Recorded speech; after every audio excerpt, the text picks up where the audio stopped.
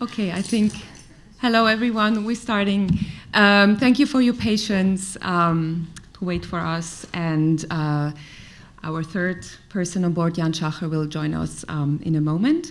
But I want to welcome everyone to this opening of Aggregat, which is a Kinetic Multichannel sound installation that is developed by Jan Schacher and Danny Bisig next to me, who have built and programmed, and I guess part of the conceptualization, you have been a big part of it. Yes. And then they invited their fellow artists, musicians, researchers from ICST, which translates Institute for Computer Music and Sound Technology in Zurich. It's part of the University of the Arts in Zurich.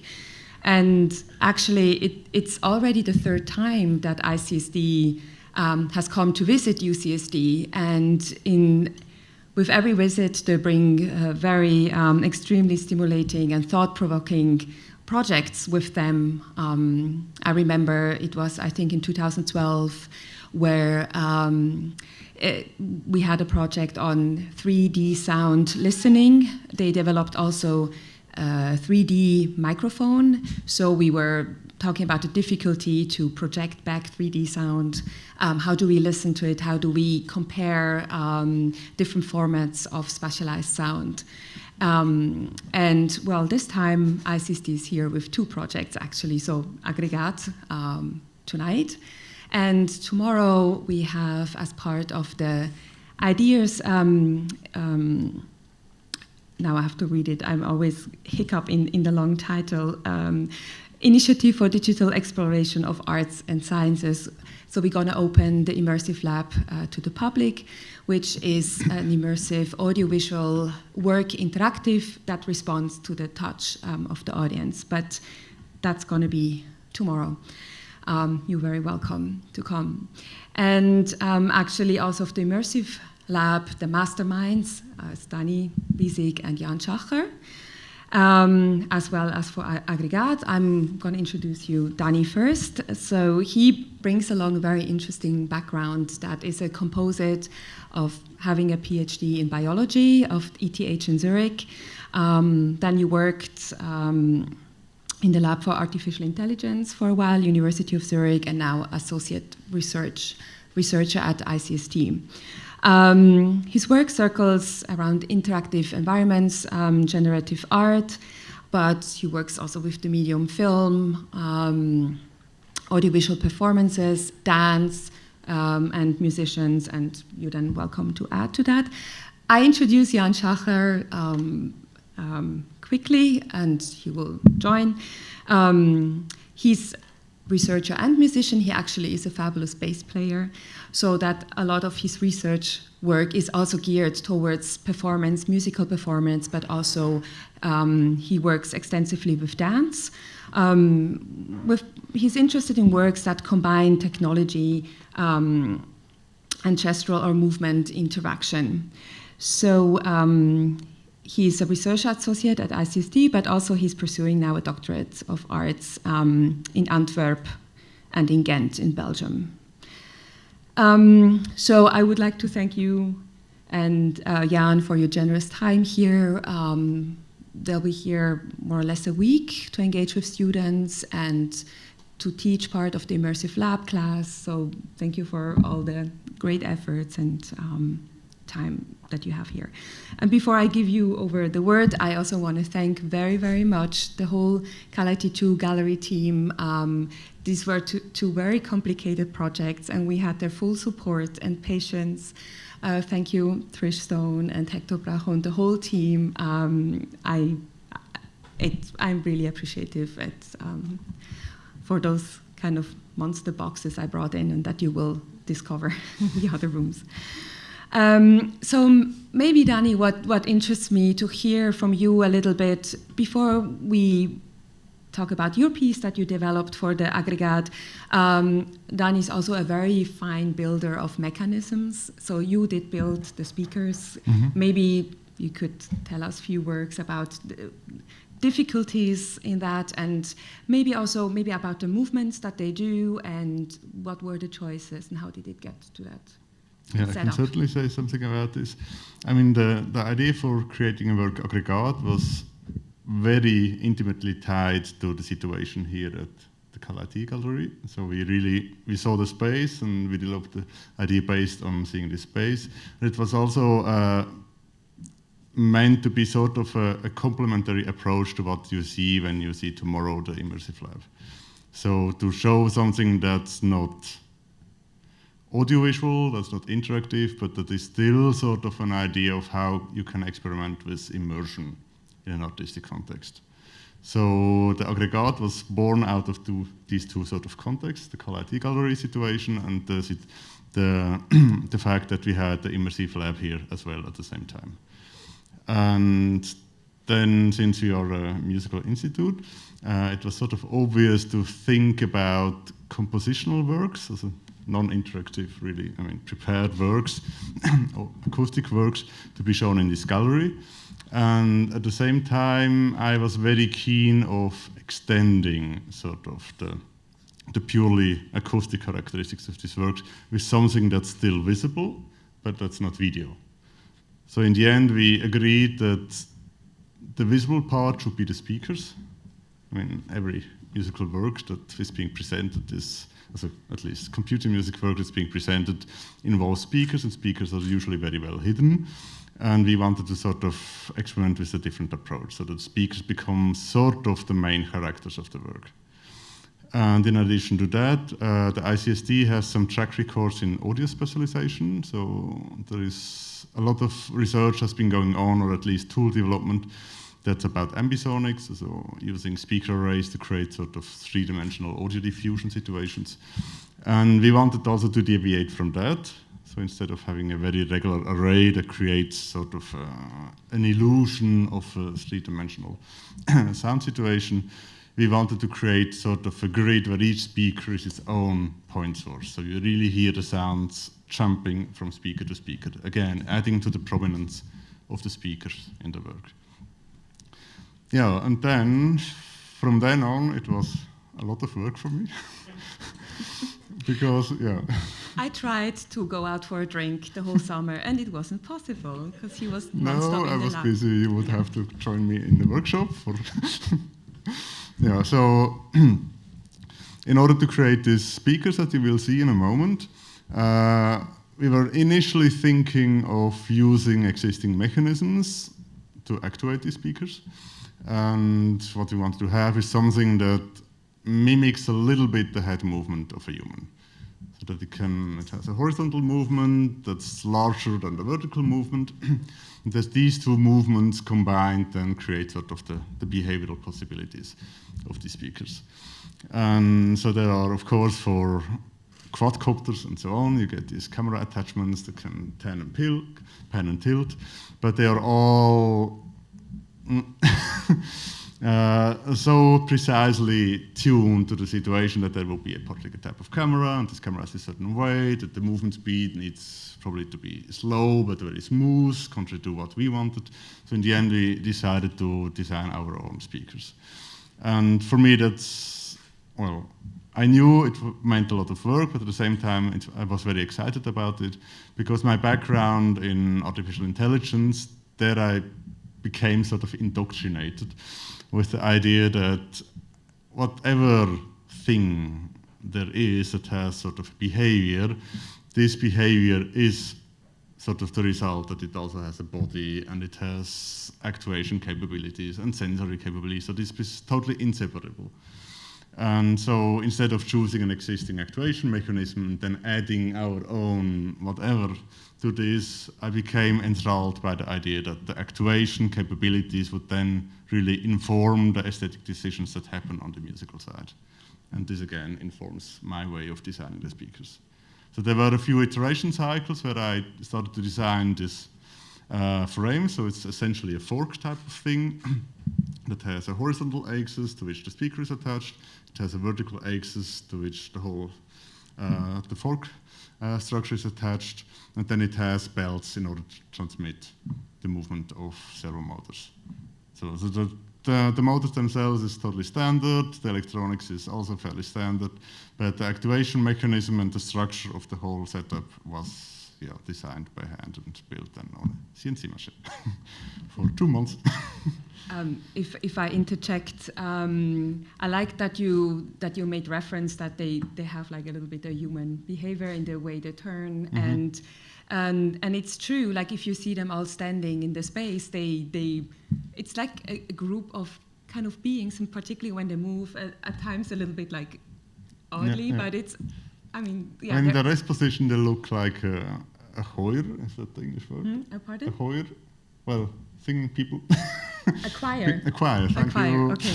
Yeah, so I find that the works you're gonna discover, there are works that work with field recordings. So I'm probably the sensation or infiltrating that field recording will completely different than possibly synthetic sounds. There is one work that uses voice. So I'm particularly here with the maybe human aspects. When you then hear voices, I'd be very curious, maybe also to get feedback from the audience. What kind of impact actually the sound has that you choose for each composition? And here is one question that I would like to ask you. And you mentioned to that we really deal with sound sculpture, that you kind of a little, it's not a forest, they're not enough, but like an array of like sound sculptures that you walk in between, versus you said a more 3D sound, let's say in an acousmatic concert and the speakers are on the wall. So what do you think it has an impact on the listening behavior of someone? You said, you can really perceive the sound, sometimes go from one speaker to the other. What about understanding the materiality of the pieces? You think in which way it improves that, or in others ask like what happens to the listening behavior then when we engage with those speaker array? Well, I think you have sort of a more punctual type of experience. I mean, you choose a location or a path through this grid of speakers.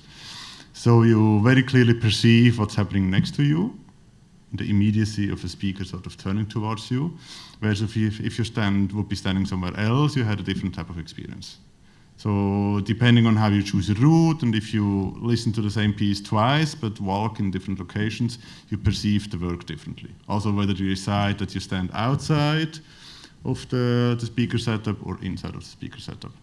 So I think that's also one thing that differentiates this work from the immersive lab, that is really this focus on having a particular subjective experience situation depending on where you stand.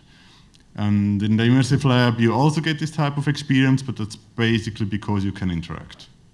So the role of interaction that has been sort of removed from Aggregat is being replaced by this much more personalized listening experience than if you were in the immersive lab. So in a way, you would say, because I have the means to really infiltrate the compositional or the sonic structure of a composition, of a piece, and the way I navigate, that I'm kind of responsible for a certain unfolding of a piece, like the way I then can perceive it when I go back. Yeah. What is your hope with that format, like giving the visitors really their own kind of trajectory through the pieces to discover parts and structure them together? The interesting thing is I might walk here and then all speakers move to the other direction. So it's not that they move towards me. So it's part of the composition. That's so beautiful. Like the speaker head movements is like part of the orchestration that will, it adds a new layer if you think, compositional structure, which is really exciting. And of course you have sort of these coincidences, like you mentioned, that you walk into a part of the installation and the installation seems to respond to you by moving away from you or moving towards you. Yeah. Which is totally non-intentional from the point of view of the composition. Maybe from the point of view of the composition, it's intentional that you have the situation of response, but this response is not based on interaction. Yeah. It's a response that is being perceived very differently depending on where you are. But still, since the speakers are so, well, from their height and from their appearance, like human-like, you automatically associate sort of a type of responsive behavior to what they are doing. And also you associate the fact when a speaker turns towards you as like it's going to talk towards you. Right. So you have this dialogic situation that the installation plays with. And we can maybe lead that up to the piece that you developed for Aggregat. What is the hope for the system, or then what you try to explore in your composition in terms of really understanding those structural elements of experimental music, complex musical structure that usually in a dense texture, so much information comes at you, but in a setting like Aggregat, you actually navigate this texture yourself. So what is there also some kind of, I don't know, there might be a better word than like educational, or in German we have Vermittlung, which is, I never find the right translation, that really how something can communicate it and made understood to the audience in a way like teaching a little bit or just giving insight. Was that also part in your piece, or is that also a thought for the Aggregat for the future in terms of those aspects? Well, maybe also, the piece I've been doing is called Magnets. It's a collaboration with Jan. He did the music, I did the movement.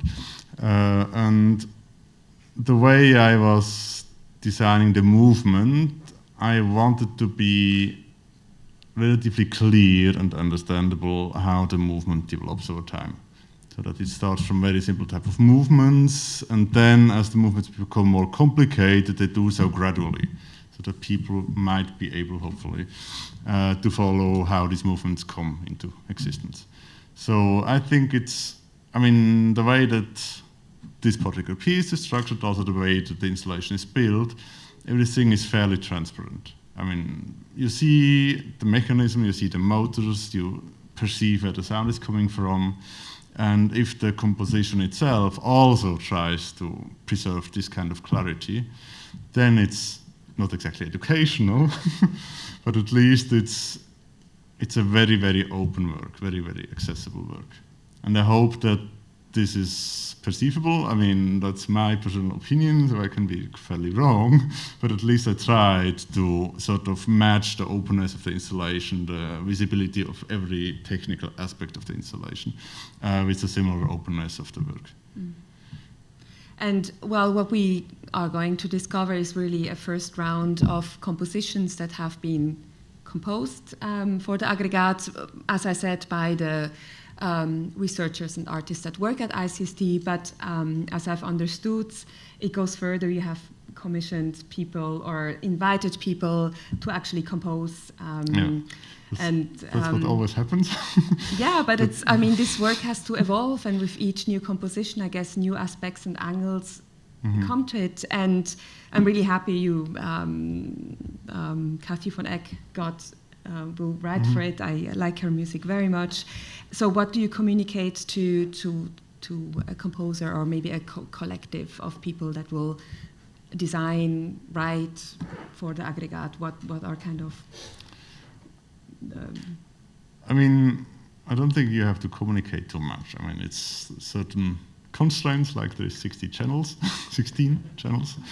and there are acoustic constraints apart from the fact that it's being 16 channels. So the speakers themselves, they don't have a casing, so they don't sound particularly well. So there are no subwoofers. That's also part of the idea that everything is transparent. So if the speakers have these properties, then the music can only convey these particular properties. There is no additional sort of supporting acoustic elements in the piece. So that the composers who are willing to compose for this work, that they sort of respect these constraints, and that they are also, happy and hopefully also excited that they can experiment in how they have to respond to these constraints. so that they don't come in the situation where everything is being adapted to what they had in mind, but to which they have to respond to. And I mean, also, of course, they get sort of textual information about how they can control the movement of the speakers. There's a very simple protocol for controlling that, and that's pretty much it. So the essential part after having seen this textual information is to actually learn and perceive these movement qualities by yourself. Because that's something, I mean, that's something we already also had to experiment with. I mean, there are certain limitations how fast it can move. There is certain angles where the motors start to make noise because they slightly oscillate. So that's an additional acoustic effect which you might want to avoid or might want to exploit. And these are all things that you really have to experience yourself. That's nothing that you can just communicate in a specification sheet. So I think it's one of these situations where we really think the main important fact of the residency is that the people are present in the space, that they have an extended period of time that they can really work with the objects, and for which we are very happy to, of course, to provide support. Mm-hmm. And well, I saw it installed in Zurich and now here, and as you said, it was conceived for the gallery. That means we have the array of speakers, and we don't actually have a chance to withdraw to a distance. So we are not given the possibility to hear the composition in a more in one more wholeness from afar. So that was a conscious choice. Like, that was a conscious choice. You are inside the installation. Mm-hmm. I mean, you can walk outside it, but you're still so tremendously close. I mean, you would need almost, I would guess, like go up a balcony, because you know the speakers are high like this. Mm-hmm. You wouldn't get the whole sound picture anyways. Yeah, you would probably, but I was curious if there could be also, if you want to add something, but also I want to open up the conversation to possible questions, to some aspects that we discussed, the audience. It would be, of course, great you could hear, and then we could, then you get a sense of how different musical materials plays out, or sonic materials. But I mean, that's why there's the wonderful reception, and we can mingle and we can then answer questions. But yes. You talked about the authorship of composing, and that the volumes are, I'm assuming, are particularly level, so that your experience in the interaction is very subjective. Mm-hmm. Was there a consideration to actually moving having the speakers themselves move, as opposed to, again, kind of playing with the idea change location, as opposed to the audience interacting subjectively, or is it just again just kind of phase one? No, we didn't consider that. I think we were always. I mean, initially we weren't even sure whether the speakers would be very, very densely spaced, so it would be really one sort of localized, more like a sculpture situation, which you perceive from far or walk simply around it. But then very quickly we started to decide that we wanted to have the visitors' movement, to have a stronger impact for perceiving the work. So for this reason we spaced it further apart and let people to move throughout the installation. To further add speaker movement,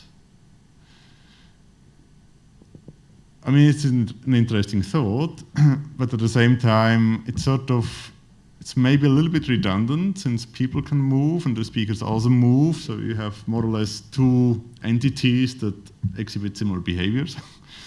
So for this reason, maybe we didn't really follow up on this idea of also having speakers move.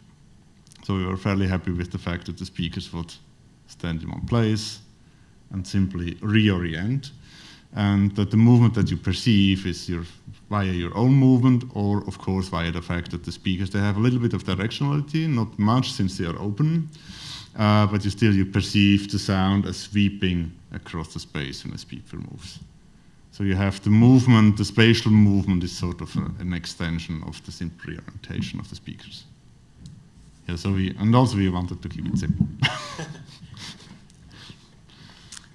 Yes. Oh. I was wondering if you talked a bit about the compositional process for these speakers and for the, I guess, the ensemble or the aggregate itself. Yeah. Is there a score or a diagram at the end that kind of illustrates what's going on, and what was the process of? So far, I think we have 5 or 6 pieces. I might be wrong. And they're all being sort of tape music now. So there is a score for the speaker movements that's just being read in a synchronized fashion with an audio file that's being played, 16-channel audio file. And that's just the format that we chose for the exhibition. So that's a very canned version now. Some works have several versions of movement and musical score, also audio files. So the installation, when it chooses a particular work, might choose any of these versions.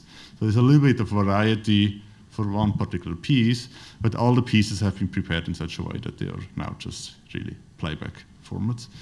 The way that the composition were done, I think, also in my case, I have been developing first the simulation, and I have been doing that purely in software, looking at movement of sort of imitated or mimicked speakers before I entered the space and started to observe how this movement actually translates into actual physical movement. But all these movements were happening in real time. So I could intervene while the speakers are moving. I could change certain parameters to see how the speaker responds to. And so after a while, I sort of created a score for myself that I knew, okay, after 1 minute, I start to change parameters like this. And I simply recorded then the whole movement output and the musical output into files. So the compositional process for me was very, very interactive. But the output for everybody in the end was then the playback format. But you had no specific sounds in mind because Jan was composing for it? Jan was composing, but I gave, I just offered my ideas, what I was thinking the sounds could do, not what they would sound like, but what they could do. So since the piece is called Magnets, means that every speaker is sort of treated as a magnet. So it has sort of attraction and repulsion forces. And there are certain speakers that I would manually move, and then the other one would respond based on simple magnetic interaction. So they would either move in the same direction, so the initial movement that I triggered would then spread out through the grid of speakers, or I started then to add a little bit of, maybe not complexity, but diversity by changing the interval, how quickly the speakers respond. So you got sort of pulsating waves of movements that respond, or whether the speakers only respond within a certain, like if they have sort of eyesight situations, so that only the speakers respond that can actually see themselves. Yeah, so this is what I did movement-wise. And concerning the sound, I was very interested in sort of creating a similar acoustic situation where you clearly perceive there is sort of an initiating sound going on, and this sound gradually takes over the whole acoustic situation. So that maybe at the beginning, when the speakers all point in different directions, there would be sort of a diversity of sounds, and as some of the movements become dominant, or orientations become dominant, that then this particular sound that corresponds to this orientation would also become dominant. And once you heard it with the sounds, did you adjust the movement patterns? Because that, that at some point it's tight, and you, the movements, you have a different awareness of the movements with sound, of course. I only changed the speed of movement. The speed of movement. Yeah, everything became much slower. Okay. Yeah, I noticed that it, While it might be interesting for the movement, the physical movement, to be very quick and responsive, for the sound it became very, very, for me it became annoying, and it sort of started to mask the thing that I wanted to show. So it wasn't, you wouldn't have changed the sound to adjust the movement. Opposite. I mean, you could have gone two ways, right? Like. Yeah, I mean, we went through a few cycles. So in the end, we had 4 types of varieties that we were working with, and in the end, we focused on one.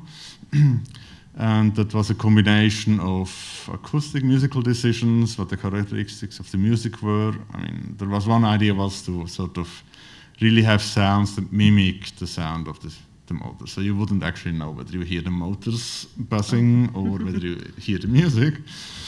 And yeah, this for me became a little bit too literal. So we moved away from this sort of copying of motor mechanism into sound. But at the same time, I also didn't want the sound the sounds are recorded sounds now, instrumental music sounds, but they are heavily modified, so you don't necessarily recognize the instruments anymore. But you still have a very, you don't have a synthetic audio experience. It's clear that the material is recorded material and sounds like natural sounds. So this was important to me in relationship to the fact that the movement is sort of based on something that's original and natural type of movement.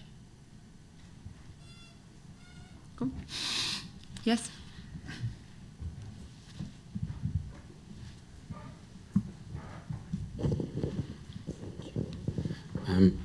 I have a question about the context of your piece. Mm-hmm.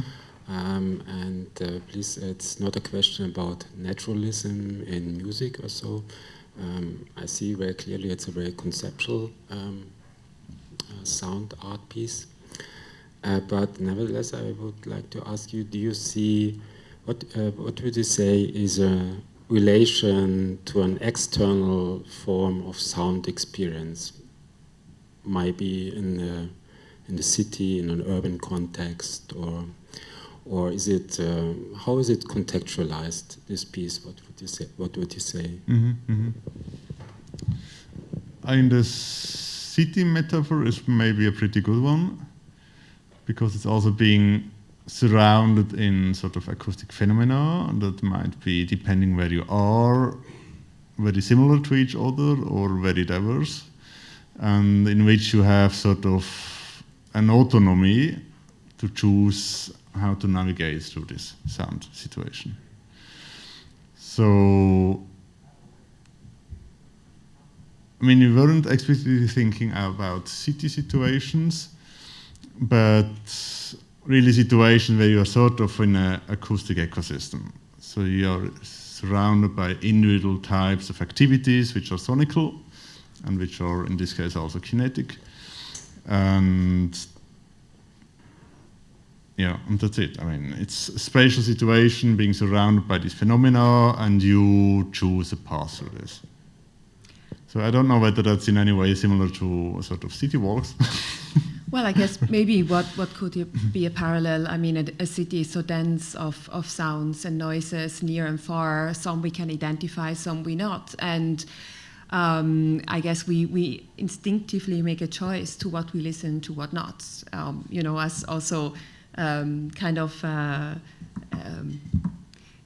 protecting us of possible danger. Or I think we, particularly in a city when we navigate, we use our 360-degree hearing to orient ourselves what's going on around us and what kind of situation we could get. And of course, this is there is we are in a concept is wrong, like in an unfolding of an art piece that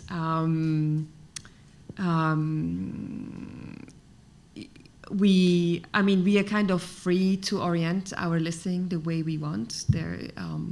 We can, our instincts we can let them go and just search for maybe sound combinations or and I think probably it's never possible to grasp the whole piece at once. Or if I'm on the outer edge, do I hear what is happening on the other edge? Do I kind of get? Well, you hear it, but of course in a different manner. And I don't know whether the term whole piece makes any sense. Yeah.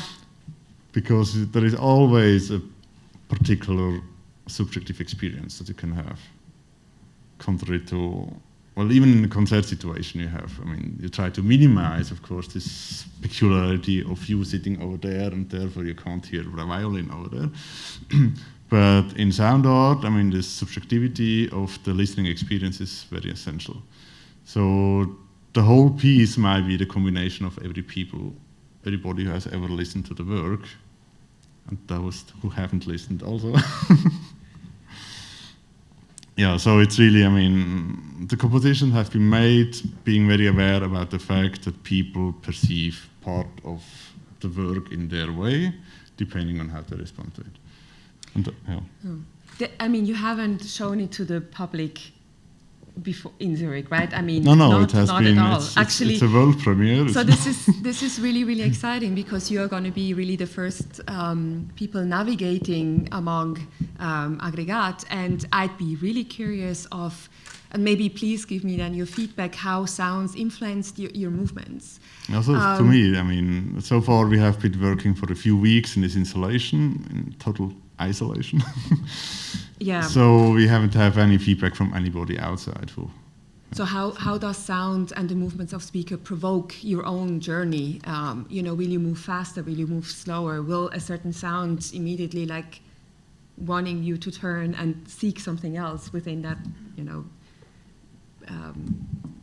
specialized composition that it's all happening at once in different corners. Something is going on. So that would be something I would like to, I'm curious about your discovery. Are there other things you recommend a listener?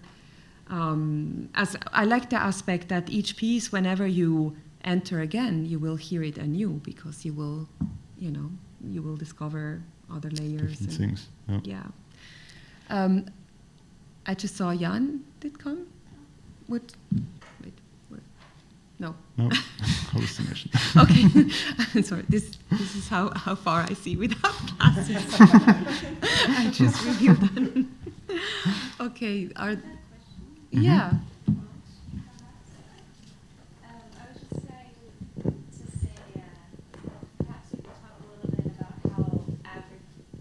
I was just going to ask if you could speak a little bit about how Aggregat and Immersive Lab work together, maybe for people who would come to both to experience them, maybe how they're different. Yeah. Good. Yeah, I certainly can do that. As I said in the beginning, Aggregat was created in order to be different from the Immersive Lab. So, on a very superficial level, Aggregat is purely acoustic work, contrary to the Immersive Lab that really tries to combine audio and video. And Aggregat is also non-interactive, contrary to the Immersive Lab.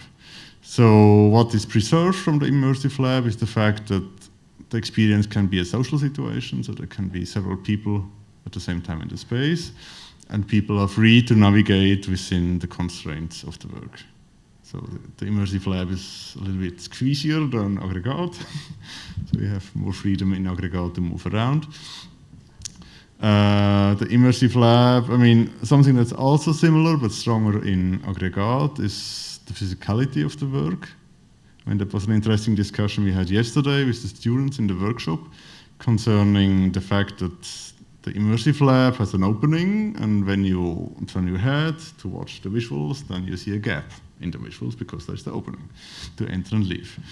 And for us, it was a very, very conscious decision to have this opening present, to not cover it with a curtain and then project on the curtain, so that the installation itself always is being part of the experience of the work.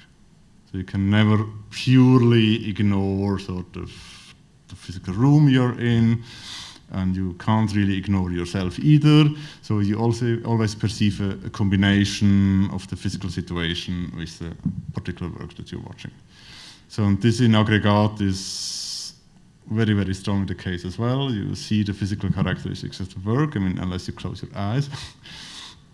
And the fact that you walk around and you have to lift your feet in order not to trip over cables also adds, of course, this physicality to the experience. And the physicality of the space, of course, is very relevant in Aggregat. So Aggregat doesn't create an artificial form of 3D spatialization, where the sound is being present in locations that there is no speaker, so the sound is always tied to a particular speaker. So we have the physicality here is also very strong here. And concerning the absence of the visuals, I mean, the visuals in Immersive Lab can be anything, whatever you project. Of course, in the end, it's going to be 2D because we don't have stereo vision in Immersive Lab. But other than that, it can be any form of visual quality, material, realistic, abstract, and so on. In Aggregat, the visuals are simply given by the fact that you see these constructions of the speakers.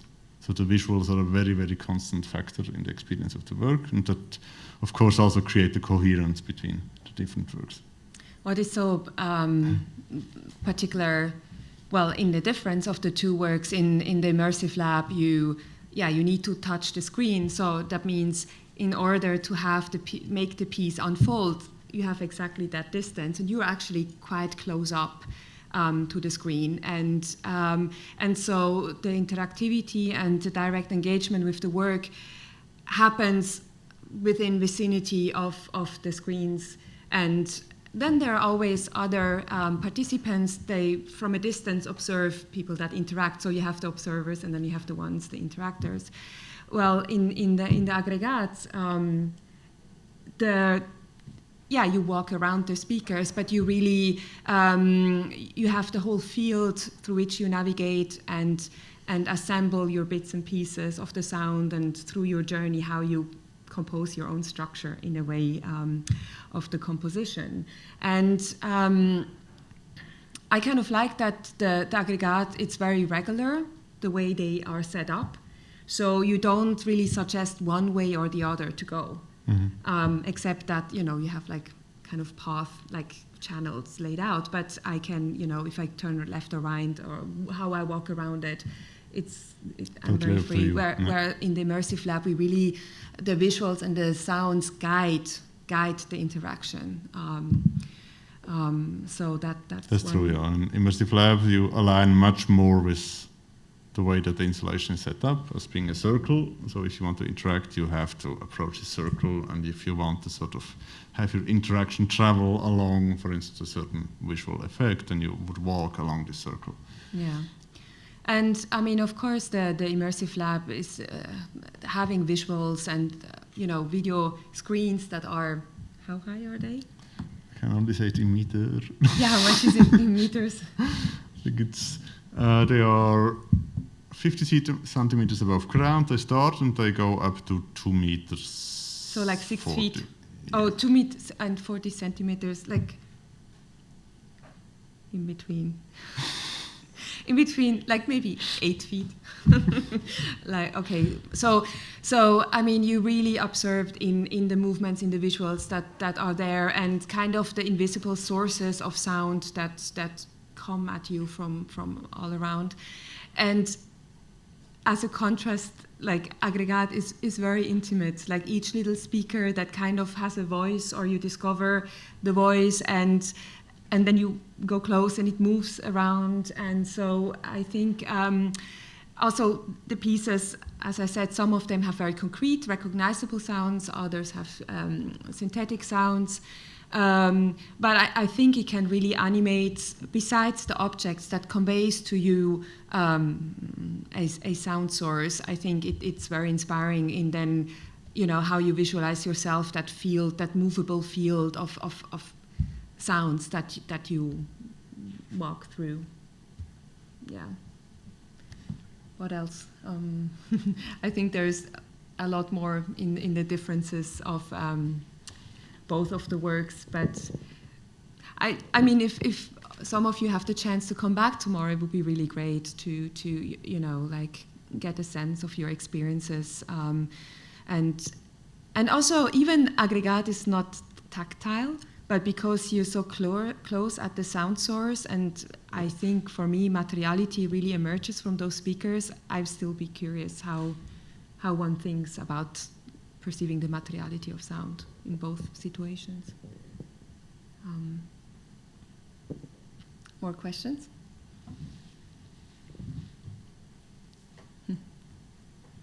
We are around to talk to you, of course. And I mean, we have flyers in the exhibition space that describe, I mean, for instance, why we chose the word aggregat. So I can maybe briefly say something about this. I can't remember all the connotations of this word. It's a German word, and it has a lot of meanings. You can Google them, or you find them on Wikipedia. But it has a social meaning, like being a non-structured group of people, or semi-organized group of people. It has a meaning in geology. It has a chemical meaning of sort of coalescing phenomena, if I remember correctly. So it carries a lot of meanings that have to do with homogeneity.